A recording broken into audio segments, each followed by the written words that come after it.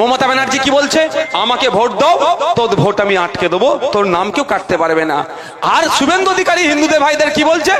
এই তোমরা আমাদের ভোট দাও, এই বেটাগুলোকে সব তাড়িয়ে দেবো। শুভেন্দু বাবুর বাবার জায়গায় আমি বসে আছি নাকি? হ্যাঁ না, মমতা ব্যানার্জির বাপের দয়াতে আমি পশ্চিমবাংলায় আছি।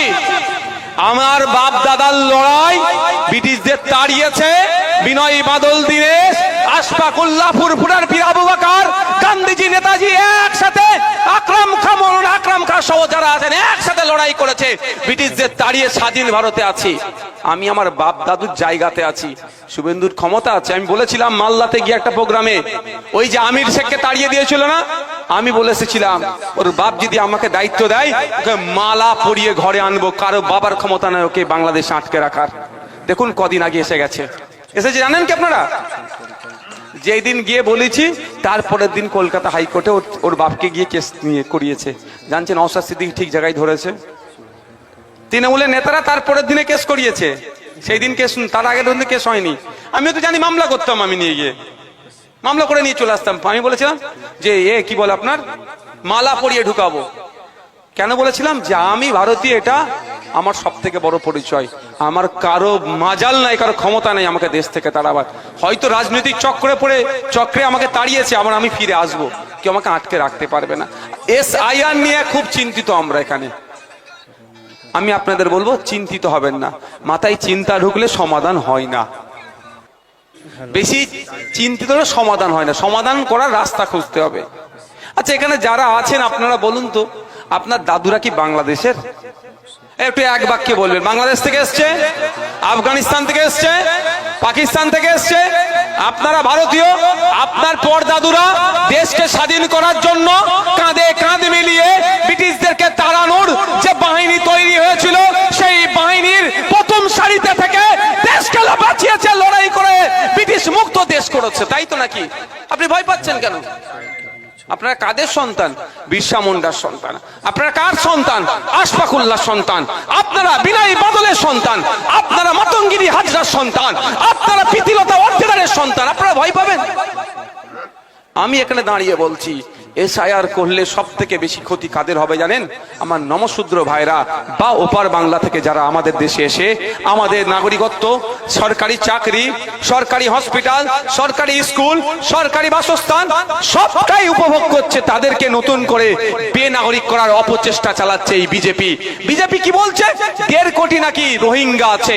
আপনাদের তথ্য দিয়ে যাচ্ছি, সারা পশ্চিমবাংলা নয়, সারা ভারতবর্ষে সর্বোচ্চ 30,000 রোহিঙ্গা আছে। সব থেকে বেশি রোহিঙ্গা দিল্লিতে আছে। তারপরে আপনার রাজ্য 3 নম্বরে আছে হরিয়ানা, 4 নম্বরে আছে অসম, ওয়েস্ট বেঙ্গল আছে 5 নম্বরে। যদি সারা ভারতবর্ষে কত রোহিঙ্গা আছে? 30,000 রোহিঙ্গা। ওটা আমার কথা বলছি না, অমিত শাহজির দপ্তরের তথ্য দিয়ে বলছি আমি। 30,000 রোহিঙ্গা সারা ভারতবর্ষে আছে। আর শুভেন্দু অধিকারী গল্প শোনাচ্ছে কি 1.5 কোটি। এবার আপনার ভয় খেতে পারেন, কি হবে আমারটা? আপনার যেটা ভুল আছে আপনাকে ঠিক করে নিতে হবে। নাম মোল্লা মোহাম্মদ আব্দুল করিম, আধার কার্ডে আছে, প্যান কার্ডে আব্দুল করিম মোল্লা মোহাম্মদ, ভোটার কার্ডে আব্দুল মোহাম্মদ করিম মোল্লা, মানে যত রকম কাগজ আছে আপনার তত রকম নাম। এটা আপনারা ঠিক করে নেন। SIR হবে। আমি আপনাদের বলি, এর আগে ভারতবর্ষে 13 বার SIR হয়েছে, বুঝতে পারছেন? আর এখানে বলছি রেকর্ড করে যান। আমি যেটা বলছি রেকর্ড করেন। SIR বলছে না আটকে দেবে, গল্প শুনিয়েছিল ডবল চাকরি দেবে, দিয়েছে। 26,000 চাকরি বাতিল হয়েছে। কি বলেছিল? একটারও চাকরি যাবে না, আটকাতে পেরেছে। আমি এখানে বলে যাচ্ছি, রেকর্ড করে রাখুন। আমার কতটা তিতে লাগতে পারে। প্রথম কথা, মাথা থেকে আতঙ্কর ভয়টা সরান। আমার বলার কারণ, সরিয়ে দেন মাথা থেকে। কি SIR কেউ আটকাতে পারবে না, এটা আপনাদের বলে যাচ্ছি। তবে SIR এর ভালো দিক খারাপ দিক কি আছে সেটা আমরা দেখব। যদি সঠিকভাবে স্বচ্ছতার সাথে SIR হয়, আমরা সহযোগিতা করব। মৃত ভোটারের নাম কাটা যাবে, সহযোগিতা করব।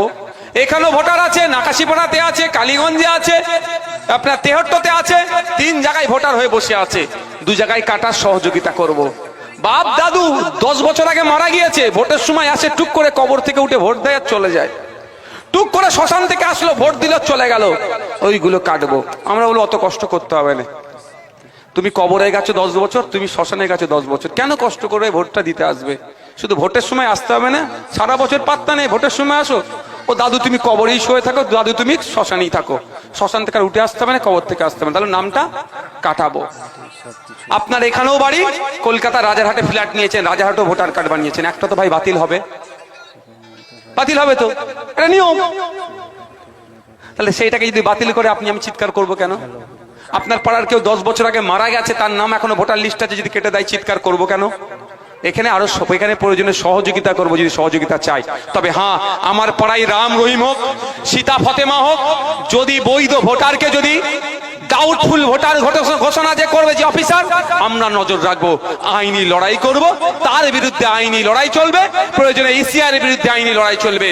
কিন্তু এসআইআর এর নামে যে হয়রানি করার যদি কেউ চেষ্টা করে, আমরা গণতান্ত্রিক প্রক্রিয়া তাকে ছেড়ে কথা বলবো না, বলবো না, বলবো না।